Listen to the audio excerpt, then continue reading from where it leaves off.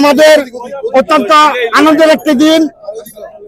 আমি ধন্যবাদ জানাই বর্তমান অন্তর্বর্তীকালীন সরকারের প্রধান উপদেষ্টা সহ সকল উপদেষ্টাগণকে। এই ফ্যাসিস্ট সরকার যারা সারা বাংলাদেশে একটি হত্যা, গুম, নির্যাতনের একটি মহল কায়েম করেছিল, আজকে তাদেরকে নিষিদ্ধ ঘোষণা করে বাংলাদেশের মানুষের মুখে হাসি ফুটিয়েছে এই সরকার। এই সরকারকে সাধুবাদ জানাই, ধন্যবাদ। মিছিলে উপস্থিত সকল ভাইদেরকে নারায়ণগঞ্জ মহানগর কৃষক দলের পক্ষ থেকে সকলকে আন্তরিক শুভেচ্ছা ও অভিনন্দন জানিয়ে বক্তব্য শেষ করছি। খোদা হাফেজ।